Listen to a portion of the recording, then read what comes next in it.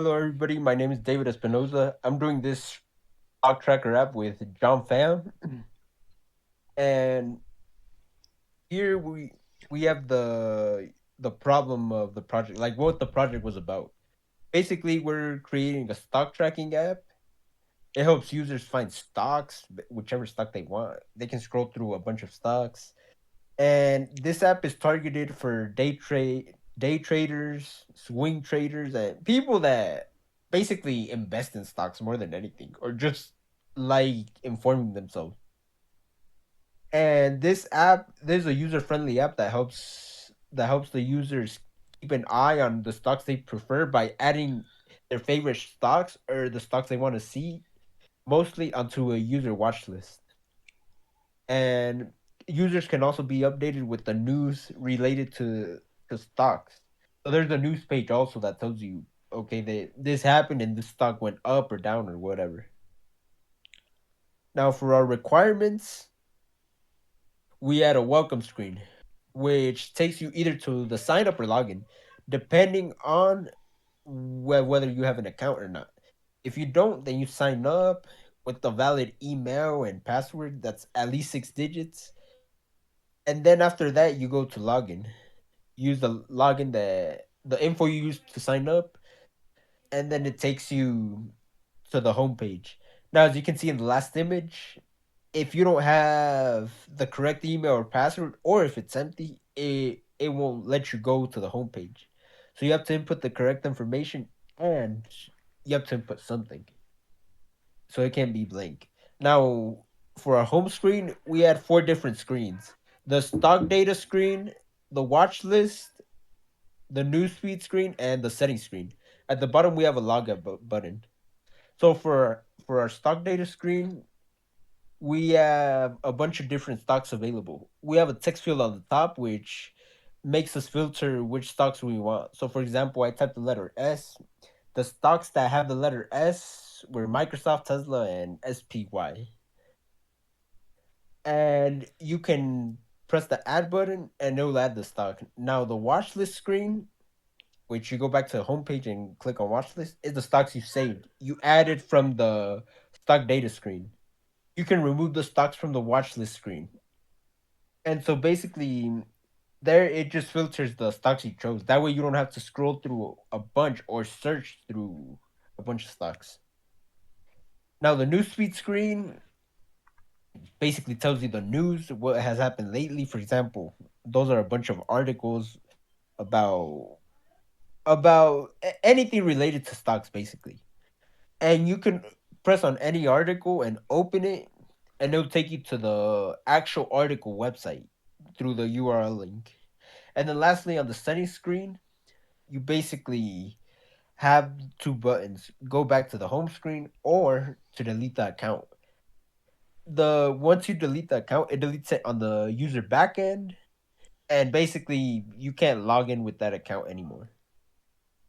And now the solution we had was to have our app organized into several different screens: the welcome, the sign up login, the home screen, which takes you to either the stock, watch list, newsfeed, or settings screen. So now for our design, we have we had a key feature that we had for our app was that we use Firebase as our backend.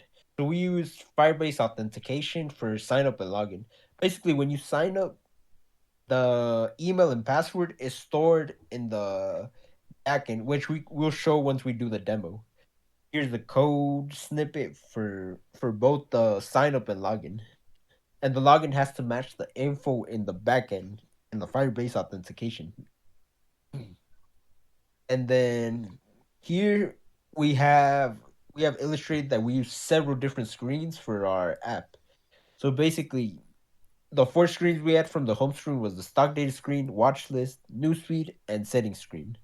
Here's snippets of each of those. It's not the complete code, but it's just snippets of what each of these do and how each of these are related. Anything from the stock data is added to the watch list when you add it. And then newsfeed is just the article stuff. Settings is to delete the account, basically. Okay, I'm gonna start talking about the key features of each screen. I'm gonna start with the stock data screen, and which links with the stock manager class and the stock API service file. I connected these.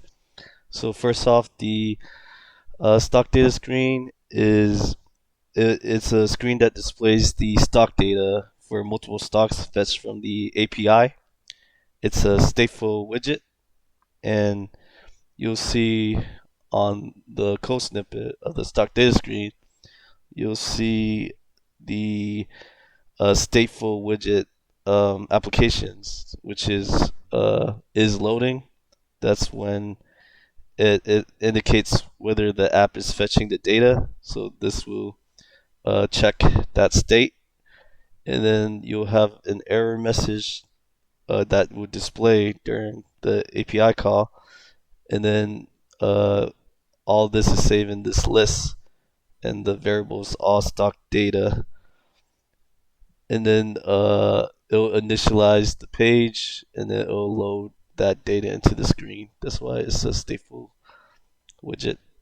And then on this file is the stock manager class, which holds the variables, the stocks, and basically it'll let you add stuff to it or remove the stock. And this is just the credentials calling the unique API key and fetching the stock to display it.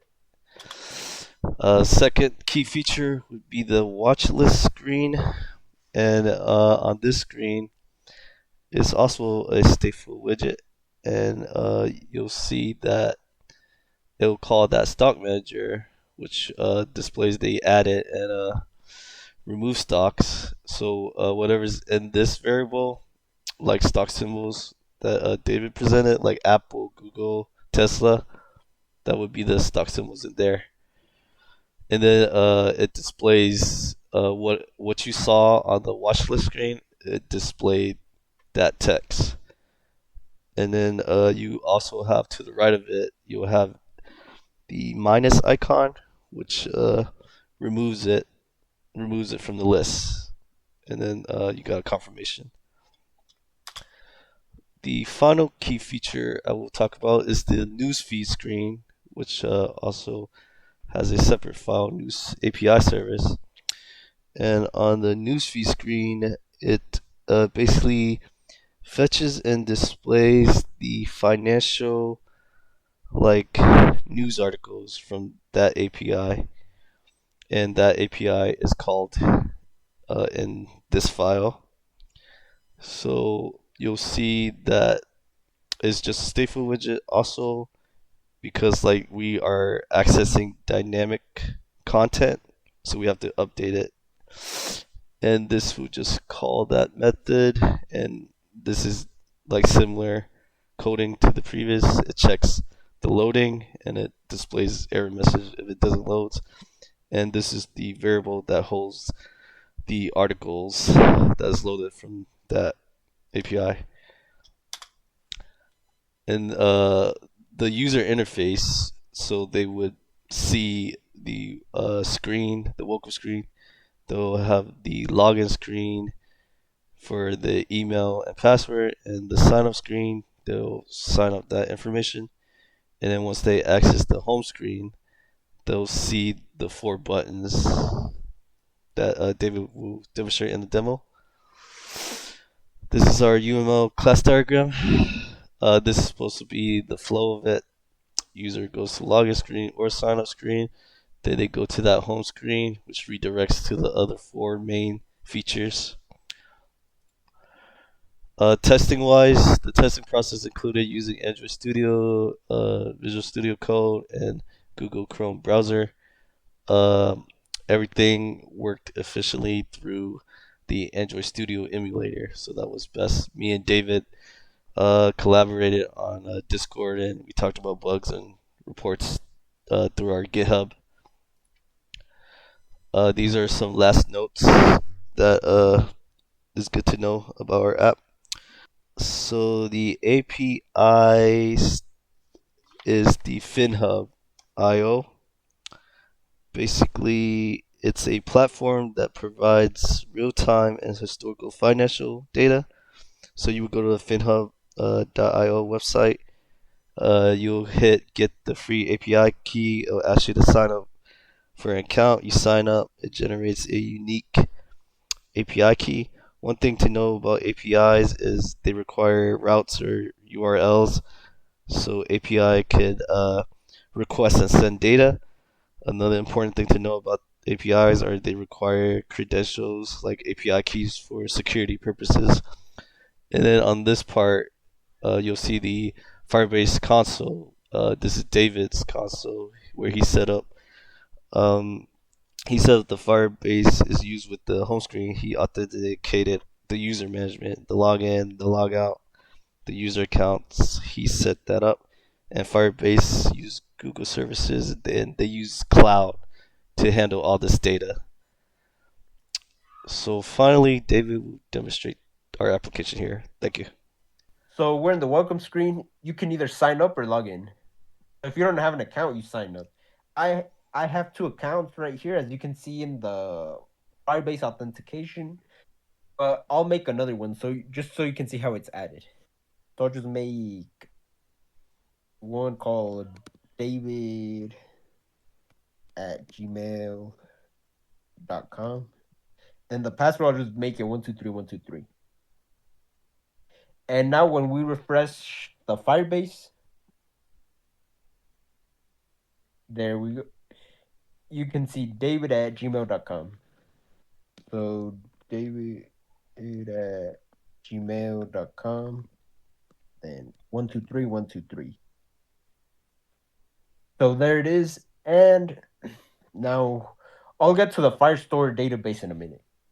But here on our home screen, we have our four screens we can go to: stock data screen, watch this, newsfeed, and settings. So on our stock data, we have a bunch of different stocks. It takes a minute to load. We have a bunch of different stocks, and we can sort them by searching it up. So if you want Apple, for example, you can sort it out. And see, like here, it just sorts out the stocks that have that certain letter.